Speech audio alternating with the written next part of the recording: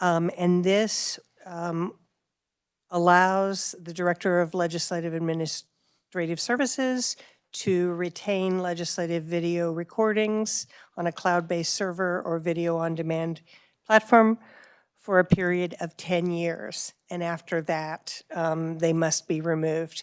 We've seen a lot of data being stored in the cloud, and I'm trying to put some kind of limit. Are there any questions or objections to this bill being introduced? If not, the bill will be introduced. You have another one. Thank you, Mr. Chair, I do. This is RS 00874, amending KSA 66-1227 to allow the State Corporation Commission to adopt and recommend energy efficiency standards for residential, commercial, or industrial structures, but retains the wording that the corporation will have no authority to enforce such standards. Okay, committee, are there any questions or objections to this bill being introduced? Okay, this bill will be introduced. Thank you. Thank you. Senator Bowers, I think you have one today. Thank you, Mr. Chair. And this is on behalf of Department of Health and Environment, so KDHE, and they would like us to discuss an act concerning radiation protection and control and authorizing the Secretary of Health and Environment to license nuclear fusion systems and look at licensure fees. What's the number on? Oh, sorry, RS 0856. 54? 56, 0856. Okay, are there any questions or objections to this bill being introduced? If not, this bill will be introduced. Thank you. Anyone else? Is there anyone in the crowd? Okay. We do have one. I wasn't going to put yours in here. So. Appreciate that. Afternoon, Mr. Chair, Committee. Nathaniel Blank with Watkins Public Strategies here today on behalf of Idea Tech. I'd like to introduce RS 0355. That is mobile home park tenants' right to access communication and video services. Okay. Are there any questions or objections to this bill being introduced? You slipped her in. Thank you. The bill being introduced. Is there anybody else? Okay, so we're ready to get started on today. We got two presentations I'm excited about. So the first one will be from Kansas State University Research Reactor, which is Dr. Hans Kutzer. Very close, okay. Interim Vice President of Research. So if you step to the podium, welcome to committee, and it's yours. Thank you. Thank you, sir. I appreciate the opportunity to be here today. So my name is Hans Kutzer, and I serve as the Interim Vice President for Research at Kansas State University. I'm joined today by my colleagues, Dr. Stacy Hutchinson, who is the Associate Dean for Research in the College of Engineering, and Dr. Amir Bahadori, who is the Director of our nuclear program at Kansas State University. We're tremendously excited to have this opportunity to share with you some of the infrastructure and capabilities we have at the university and why we believe as part of our next generation strategic plan, focusing on nuclear energy, especially workforce development, is going to be critical for the state of Kansas from an economic development and prosperity perspective. So we are very familiar with these headlines. Over the last 60 days or so, there's been a tremendous amount of press focused on large data companies and their interest in nuclear energy. Specifically, Google, Facebook, or Meta, and Amazon have all expressed interest in this technology, and it's become clearly apparent to us at the university that the states that are going to win are the ones that have cyber infrastructure and stable electricity available to these organizations to be able to establish data centers and other infrastructure necessary to drive the cyber economy and AI in our country and in the world. And so this is an area where we have capacity and capability at the university, and I'm excited to serve as the lead-off batter and cheerleader for my colleagues that will be providing more information about that infrastructure. From the context of nuclear, we're anticipating at least 160% increase in power consumption associated with these data centers that will be driving the AI and the cyber infrastructure economy moving forward. And we recognize that many of the renewable technologies that we're currently utilizing do not provide a stable enough electricity to be able to power these data centers. Specifically, wind and solar have very seasonal capacities in terms of when they can provide the energy necessary to keep these data centers running. And so a more stable energy grid is going to be necessary to maintain this infrastructure in the states that are successful in attracting this investment. From the point of view of nuclear, this is not new information. Nuclear has been around for some time, and we have a very long and storied history at Kansas State University in nuclear research and nuclear education. But specifically, as we look at the future and looking at the cyber economy, we're going to need to have nuclear power in order to provide an efficient and stable electricity, because relative to other sources of electricity, nuclear just is so much more stable from the point of view of maintaining that power infrastructure. The biggest challenge with establishing these new nuclear facilities is the infrastructure that is required from a construction perspective, but also maintaining and attracting the talented workforce needed in order for these facilities to be operated. And that's where we believe, as Kansas State University, that we have a significant opportunity to contribute to the economy and the cyber economy as a whole by providing those educational opportunities for students not only in our state but the surrounding states that lack the infrastructure we do in this area. So it's my privilege to turn over to Dr. Bahadori to talk about our specific capabilities and infrastructure in this space. Thank you very much, Dr. Coetzee, and thank you to the committee for having us here to speak today. My name is Amir Bahadori, and just to give you a little bit of my background, I'm a native Kansan. I grew up in Kansas City, Kansas, and when I was looking for an institution to attend, Kansas State University's history in nuclear really stood out to me. We really have been a leader for many decades. In 1952, K-State developed one of the first nuclear engineering curricula in the nation.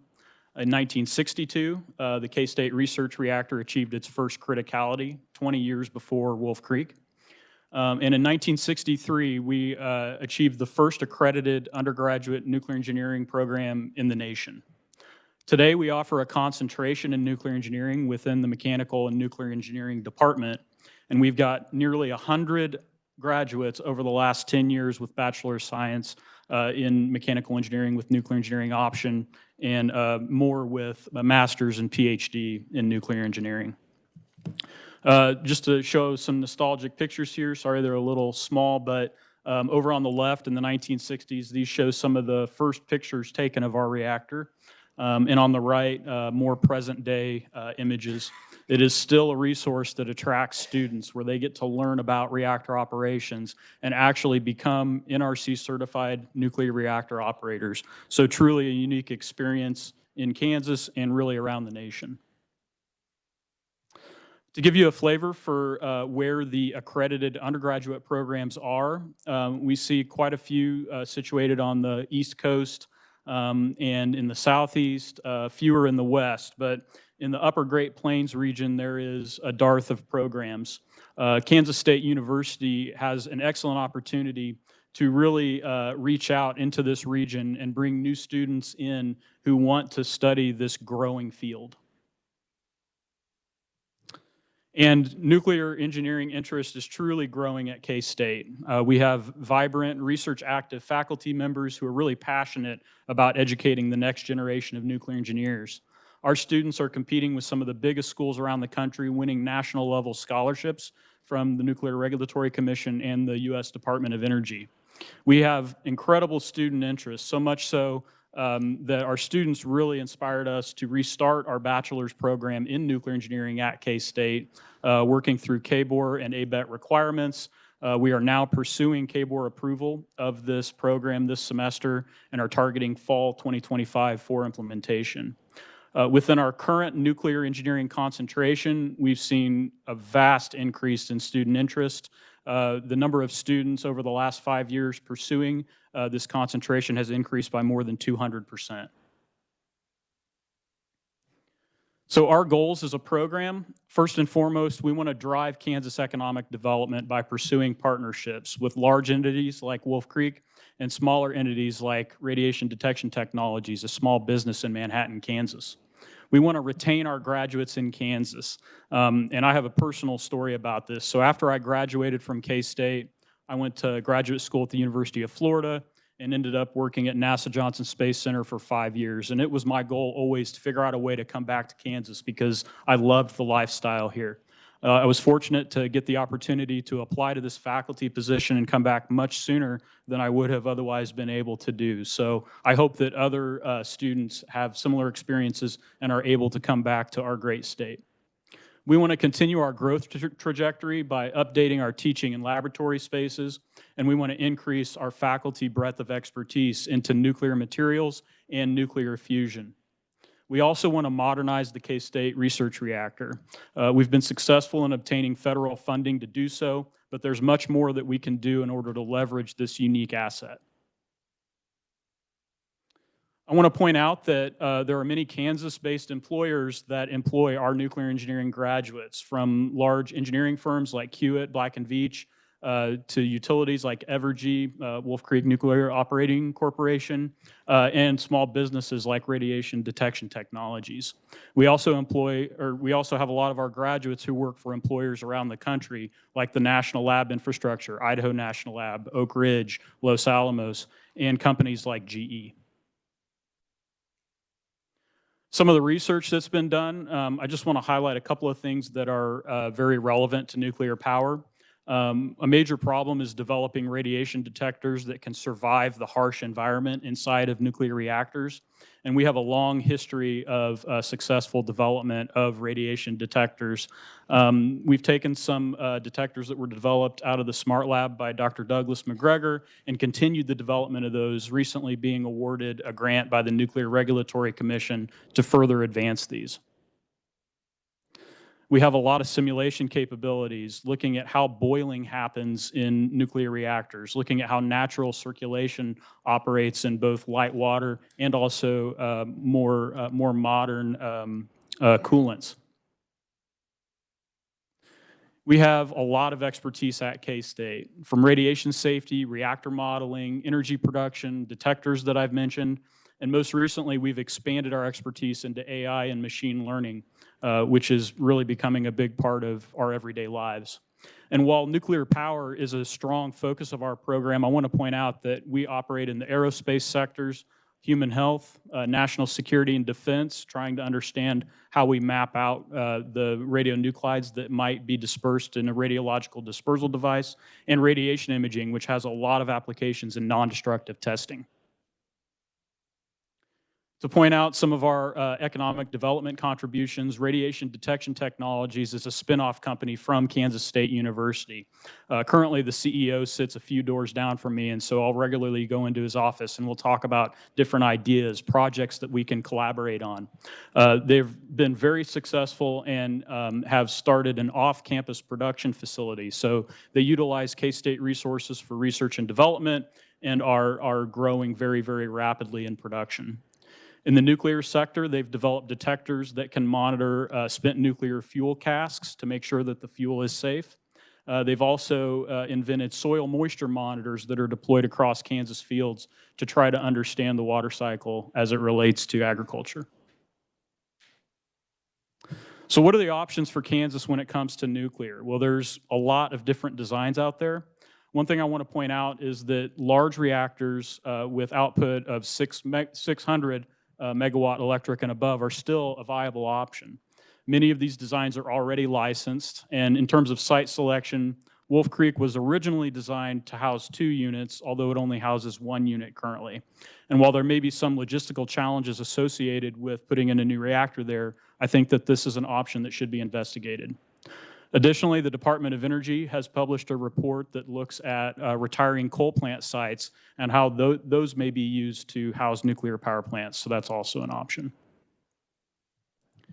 Advanced reactors are getting a lot of press, and with good reason. They are advancing to the demonstration stage.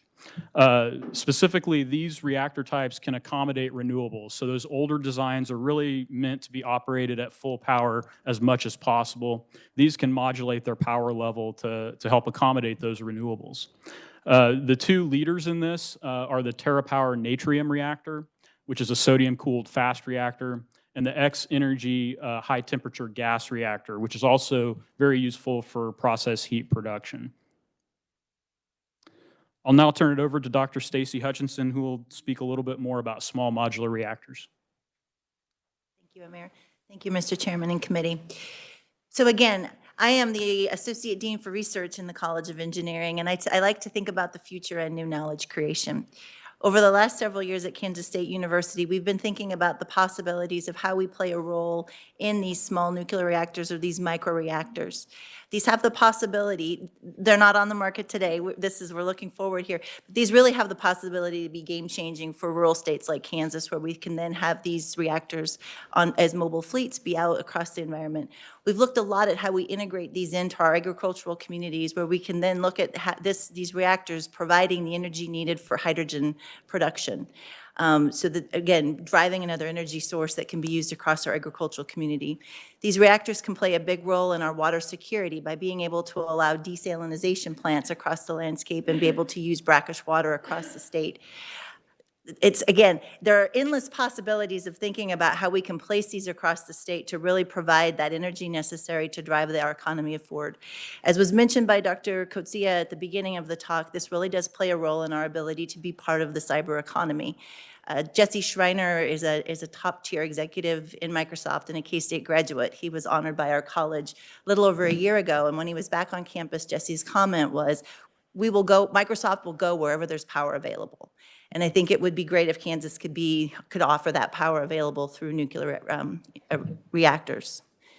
And so again, I close. The impact that nuclear reactors and our ability to do research in this area and push the state forward has the ability to impact our water. And we know that water is an issue across the state, particularly in the West, where we do have a declining water resource, and brackish water is becoming more of a problem. It also has the ability to play a huge role in the health of Kansas, as well as we look at the interface of nuclear medicine. So I will close with that and answer questions or pass back off to my colleagues that might know the answers better than I do. Senator Glaze, I knew everybody'd jump up on this one.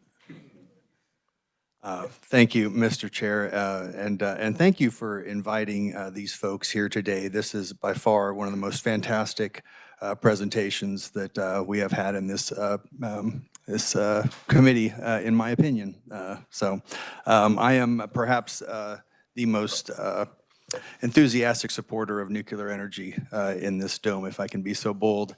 And the fact that this presentation is being done by what is by far the most prestigious university in this great state just warms my heart. So thank you for coming, all of you. And if anybody that's spent more than 3 or 4 minutes with me in this building has been pinned to the wall where I've talked to him about the fact that Wolf Creek can have another nuclear. I actually thought it was 2 more, but maybe I was mistaken. But that's okay. We could use another one.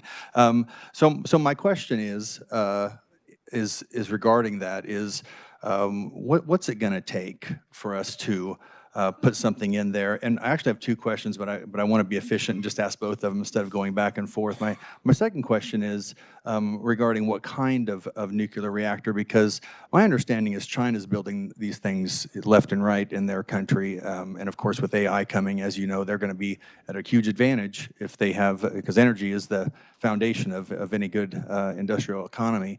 But they're also building, from what I've read, like a pebble reactor. And my understanding is they can shut that thing down and it doesn't melt down. And that was actually invented here like almost 100 years ago in like the late 1940s. But anyway, what would your recommendation be for what kind of plant? And if you want to address that too, that would be interesting. Well, thank you for those questions. With regard to your first question, what's it going to take? Right now, especially for those large reactor designs, those are ready to go. So in my opinion, it takes political will and investment and understanding more at the utility level what is needed in order to push those forward. With regard to the different designs, a lot of these designs really do have their roots in the beginnings of the atomic age. Most of them, if not all of the new designs, are passively safe or designed to be passively safe so that they don't require active cooling when they're shut down to remove that excess heat that really is a natural consequence of this type of a power supply. In terms of recommending one specific type of nuclear reactor, I don't feel that I'm qualified at this juncture to do that because it's really dependent on what all we want to do with it.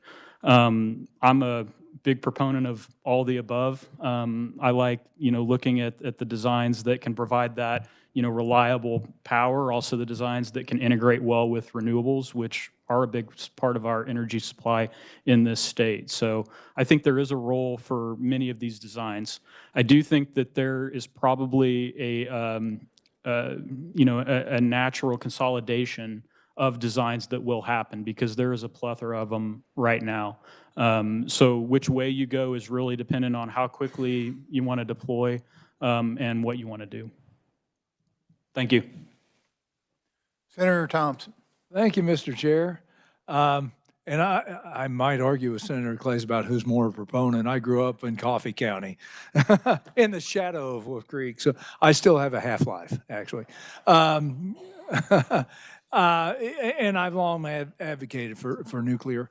My biggest frustration here is that nobody took it seriously until Microsoft, Amazon, everybody decided they wanted these giant energy-sucking, data centers.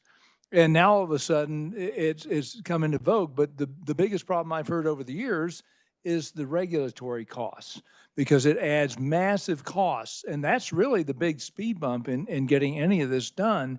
Have any of you had a conversation with the NRC? And will the new administration ease some of those rules to open up the opportunity here in Kansas? Thank you for that question. That's a great point. And the U.S. Congress, and actually it's as far as I'm aware, signed into law, passed the ADVANCE Act, which was really sort of driven toward having the NRC not only be looking at the safety of nuclear power, but also to help to understand how they can promote the benefits of nuclear technologies.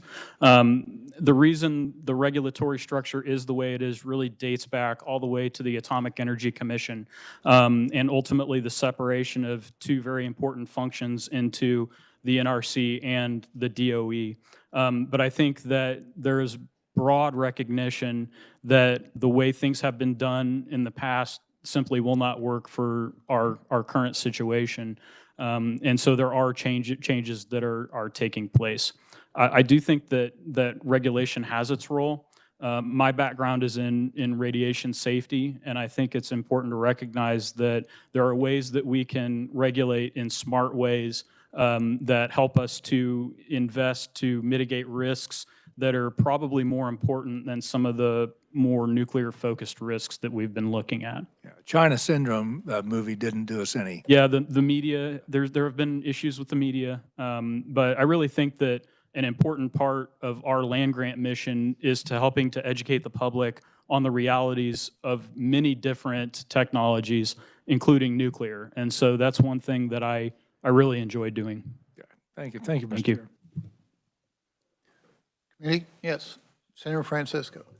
Thank you, Mr. Chair. I would be remiss if I didn't mention former Senator Roger Reitz from Manhattan, who was a strong proponent of this committee looking at nuclear energy as often as he could bring it up.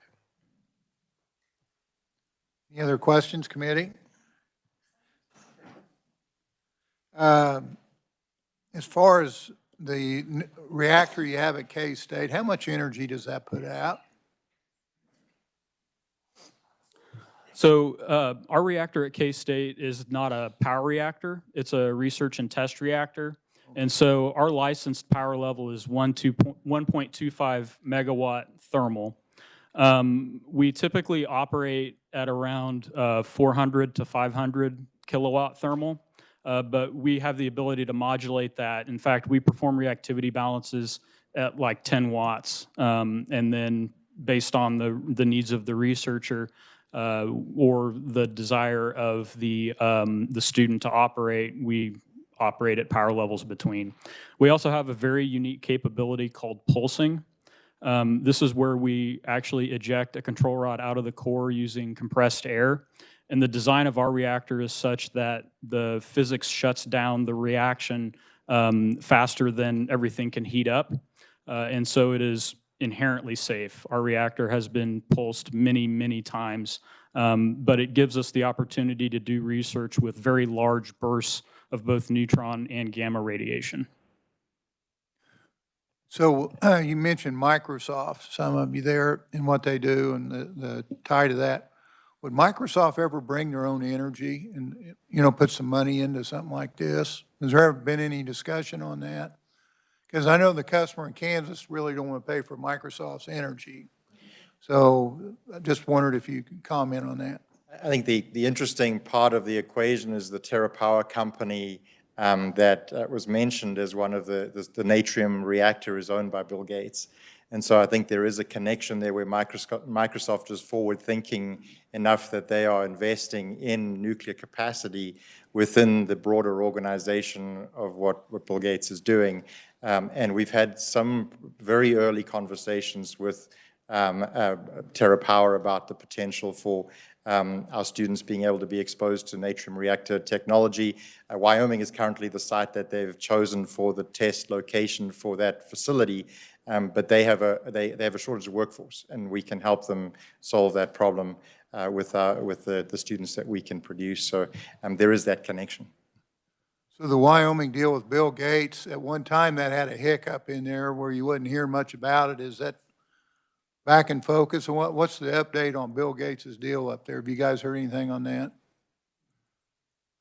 As far as I'm aware, it's moving forward at this time.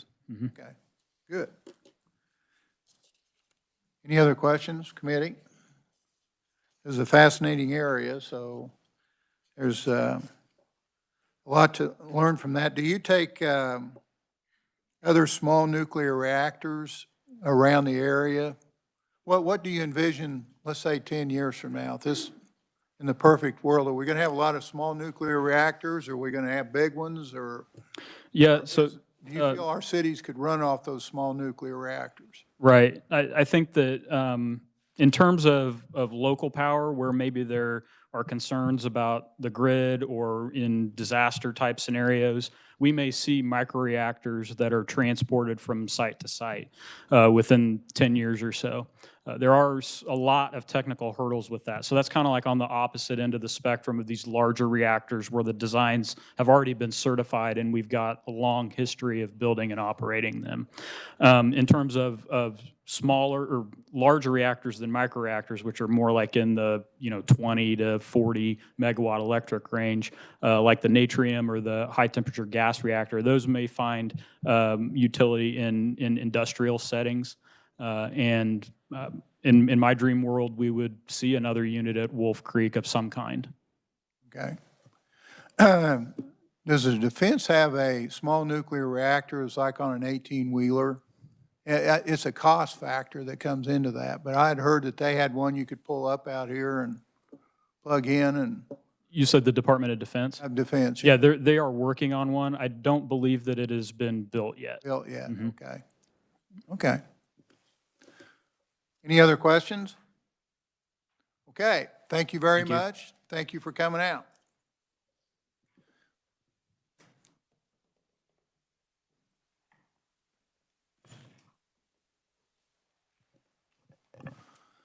Okay, so we're ready for our next presentation.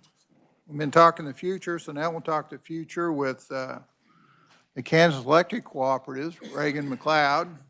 He's Director of Government Relations with KEC. So, Reagan, welcome to committee. It's yours. Thank you, Mr. Chairman, members of the committee, for the opportunity to provide an update on KEC over the last year and couple looks towards the future as well. My name is Reagan McLeod. I'm the Director of Government Relations for Kansas Electric Cooperatives. I provided my contact information at the beginning and end of the slideshow, but if I could be so bold to say, I'd like to think I am the most enthusiastic fan of electric cooperatives under this dome. But I should note as well, I'm in the State House every day as well, but Blaine Finch and Fred Patton also lobbying on behalf of KEC this year. So again, contact information is available for everybody, but they keep me out of trouble in the State House as well. Not getting too deep into any major issues that we're looking forward this legislative session, kind of just giving a background on rural electric co-ops, the way that we assess energy policy, and kind of some of the things that make cooperatives different from other electric utilities. The background for all of this comes back to the 7 internationally recognized cooperative principles. I've laid them out here on the slide, but there's a couple that I think are worth highlighting is really important. The second there, democratic member control. Much like legislators representing their districts, our co-op boards that govern the cooperative are elected and themselves members at the end of the line of the co-op. Autonomy and independence is also really important. You'll hear me use the term a lot. If you've seen one co-op, you've seen one co-op. They each serve unique parts of the state, vary in the populations that they serve and the loads that they serve. So that independence piece is something that's really important to us. We'll talk a little bit today about the education, training, and information piece of it on that 5th one listed there. You see I brought my paparazzi with me here as well as kind of part of that education piece, showing our members kind of some of the things that KEC does. And finally, one I want to highlight is concern for community. A lot of talk, especially we had a hearing this morning kind of talking about landowner concerns when it comes to electric utility infrastructure. Our members are landowners. Some of these landowner issues are coming from folks that themselves are members of co-ops, might even be co-op board members themselves, but that concern for community really runs deep in the electric cooperative world. I provided a map here of the KEC member service territory across the state. Our members serve over 80% of the state's land mass. I like to use the term that we serve more cattle than people, but you can see that we have some of the most sparsely populated population spread out across wide areas. Our members, and we'll get to some stats here in a little bit, but largely serve the areas and the history and the areas the other utilities at the beginning of Central Station Power wouldn't serve. Your investor-owned utilities focused on big cities because there was a business case to do so. Later on, you have your municipal utilities serving public power to municipally owned or in a city, but the other areas in Kansas farmers were left without power. The only way to really provide reliable power to rural Kansas was to embrace the cooperative model, the not-for-profit farmers banding together and creating their own electric utility to get these areas served. So again, a little bit more background on the areas that we serve. Of all the types of utilities in the state, co-ops have the lowest customers per mile of line. We often use the term meters per mile. That essentially means how many meters are pulling power off of a mile of line. Our members range from as low as 1.8 meters per mile of line to at the highest just above 7. So we still have a pretty wide range in terms of the areas that we serve and the population densities of our member systems. But you can see that we are the lowest in terms of the amount of meters pulling power off of cooperative systems per mile of line. So obviously we serve the highest cost to serve areas. There is not as many people pulling power off of the line to spread the cost around for that many miles of line. So again, kind of testament to the not-for-profit structure that co-ops utilize to provide reliable power to Kansas. Again, in the areas that others wouldn't serve at the beginning is why rural electrification kind of took the shape it did from 1940 until now. I really wear out the term reliability, but it is incredibly important to us. Again, we serve a variety of both residential, but also a lot of farms and commercial industrial loads as well. Reliable power in these rural areas is something that's extremely important to the farmers and ranchers and agricultural businesses that are in our member service territory. There are listed some threats there to reliability, that we've seen now. But one of the ones that I want to highlight in terms of another service that KEC provides, it's not just government relations and the legal stuff that I take care of, but mutual aid is one that was really important this year. We sent a really large contingent down to the Carolinas for Hurricane Helene as part of our mutual aid efforts. That also applies in-state as well during the recent snowstorms, and as such that if a member system is down, the other co-ops in the state are more than happy to send crews out and get power back to other rural communities as well. Another one that's really big more recently since I even came on to KEC is the cybersecurity piece. We recently hired a new director of cybersecurity after our previous retired. It has made logging into my laptop from the State House on a foreign network a lot more annoying. But I understand that that piece is really important, especially if we've seen more physical and cyber attacks on the electric grid across the nation, but it's something we're tackling head on at KEC. And another thing that I think you'll hear a lot from us as well, when it comes to just maintaining reliability, is the adequate baseload power. We are also an all of the above energy source supporter, but that baseload power is something that we've really sounded the alarm on, both in Kansas and at the national level, as we've seen the integration of renewables being beneficial in some ways, but the retirement of existing baseload and some of the regulatory hurdles towards building new baseload has raised some reliability problems. Continuing on, I talked a little bit at the beginning about the different structure that owns and governs and it really dictates the direction of the cooperative. Again, consumer members are our owners. The utility is owned by the members that it served. It's also governed by them. And again, we've hit that not-for-profit structure as well. But I think that the overall takeaway from this is that because of this governance structure and the cooperative structure itself, it's built into our DNA that the member comes first. The utility is owned by and is truly serving the members first. Again, it's also a question of serving all of the members and putting all of the membership's best interests first as well. Again, we strive as best as we can as a utility that serves at cost to ensure that one member is not paying more on their electric bill so that another is paying less, so that one rate class isn't pulling their fair share at the expense of another, et cetera. So that's a big issue for us on the cooperative structure. And again, I think that governance structure puts us in an advantage in terms of attacking some of those issues. I'll also highlight too, again, cooperatives do serve at cost. So you'll hear not-for-profit quite a bit. But what that means is that our rates are determined by true cost recovery, the cost that it takes to serve, again, those really hard to serve, sparsely populated areas. Our rates are designed to recoup that cost to the co-op. So there is not necessarily a built-in incentive to benefit shareholders or anybody else other than the best interest of the members.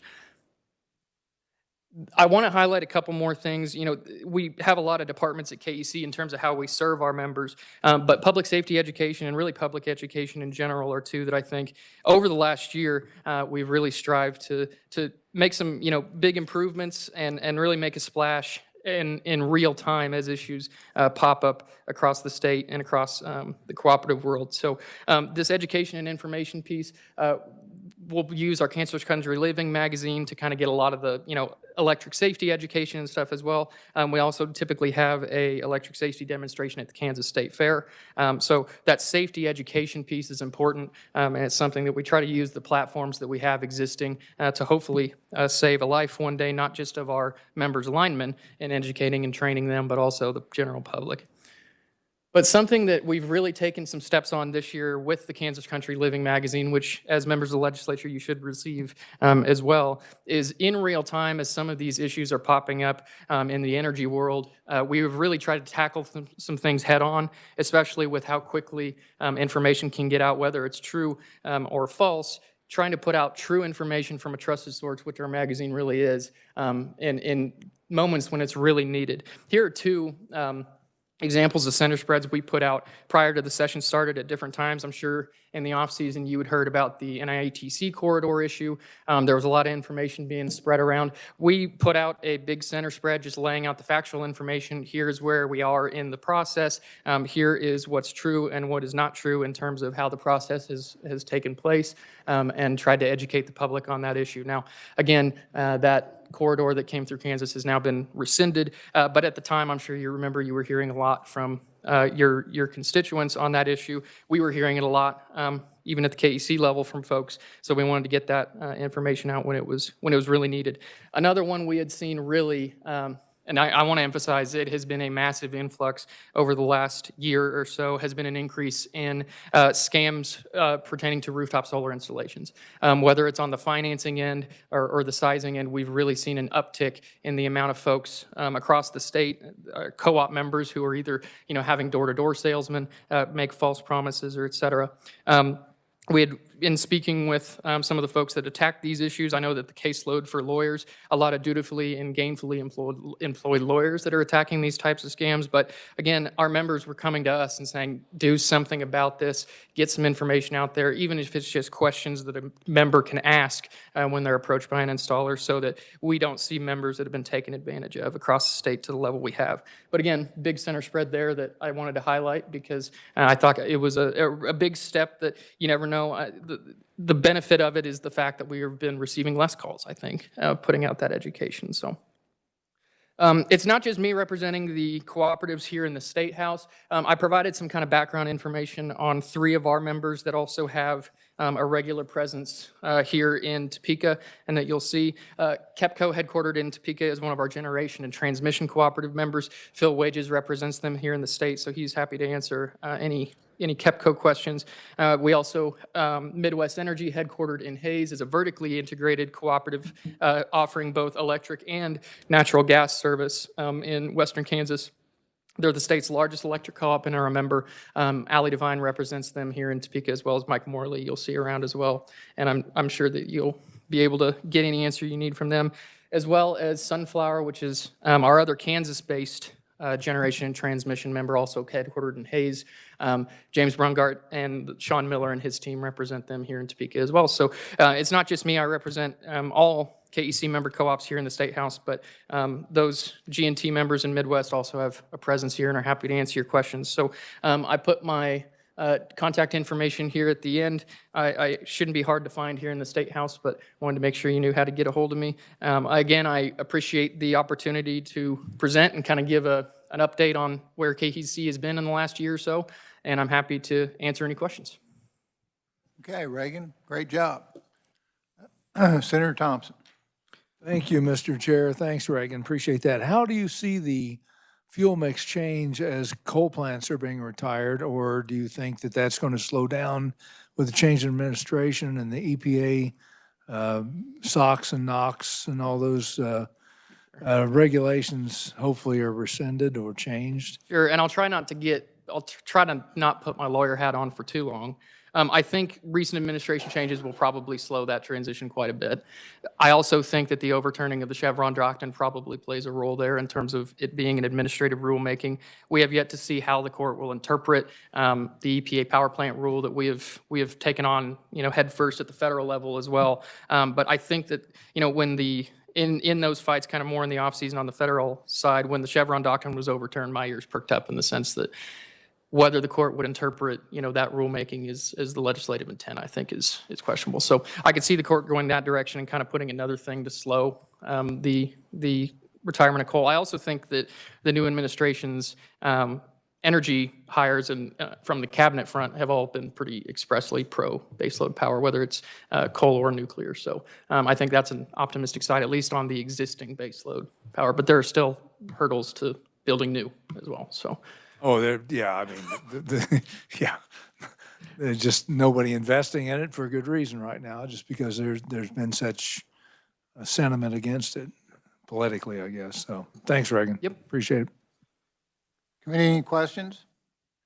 I wanted to tell you thank you for the Kansas Country Living. We get a lot of stuff that comes through our mail. I always enjoy getting that because I always feel like it's timely, informative, and easy reading. So I would just want to tell you, thank you. There is people that read that. That's what I want to tell you. Appreciate it. And Shaylee, our photographer here, is one of 3 in our office that works really hard Well, on that. be so sure I to wanted pat to- her on the back. I will. Okay. When I look at your map, the thing that I kind of question, there's a lot of white jagged areas. And I was trying to follow on the map what that was. Are those under, or no service in those areas, or does that have to do with population, or? Those would be areas served by non-KEC members. So, I mean, your investor-owned or municipal utilities. So the colored area is KEC member co-ops, service territory. The white areas are areas served by other utilities. By who? Other utilities, so your Evergy's, Liberty. Okay, they're covered and by Unis. somebody, or just not Yeah. co-ops? Yeah. Okay. So how many co-ops is there in the state that's under your deal? So KEC has 29 member electric co-ops. 26 of them are headquartered here in the state. We have a generation transmission co-op, KMO, that owns some transmission in the bottom corner of southeastern Kansas. And then we have 2 distribution co-ops that actually have service territory kind of towards the Oklahoma border, but are headquartered in Oklahoma. Okay. What's the biggest challenge that you see out there, Reagan? I think reliability, I'll hammer, but I mean, that's kind of an issue that you could really drive a truck through. I think maintaining, I'd say that the answer to that question is being asked to do more in terms of providing more reliable 24/7, 365 power with less. The economy is demanding more of the grid every single day. And Senator Thompson mentioned data centers, crypto mining, those types of things are demanding more from the grid, whereas, you know, there are increasingly every day more hurdles to creating that generation or maintaining your existing generation in the first place. So I do not envy the job of grid operators at the moment, but I think that meeting that increasing demand and demand that can really kind of fluctuate pretty wildly with a diverse mix is the right answer, but you never quite know what the next day might look like, especially in Kansas where the wind could blow really hard and then completely stop. So I think that's probably the main one. I got one more question that kind of Okay. comes to mind. When you see a co-op goes out and they put solar panels in, part of that's tax credits that's coming along. If they ever change the tax credits, you know, would that be an issue in your opinion? And I can't. Because you mentioned green in here quite a bit, and I'm just kind of, I heard Warren Buffett say one time that that's the reason you're in this is tax credits. So I just wondered if you wanted to comment on that. And I can't say for certain, you know, of all of our members who have put in solar, if they utilize tax credits or Or not. wind, either one. But I think that, I mean, that's a question that we'll probably get an answer to pretty quickly with changes of the DOE is, you know, a lot of the turbines spinning at the moment are definitely keeping spinning because of the production tax credits that are available to them. You know, we don't know if those credits are going to go away, but if they do, you know, you'll see coal plants currently that are not, you know, getting to market because they're not the cheapest available option at the moment. You know, those outside factors in terms of which credits are available, what types of incentives are out there will impact every piece of the generation mix. But I think that's an answer you'll probably get, you know, soon as we see, you know, and hopefully it doesn't become a trend where every administration we're kind of having to rework everything. But I think you'll get that answer pretty quickly. Okay. Any other questions?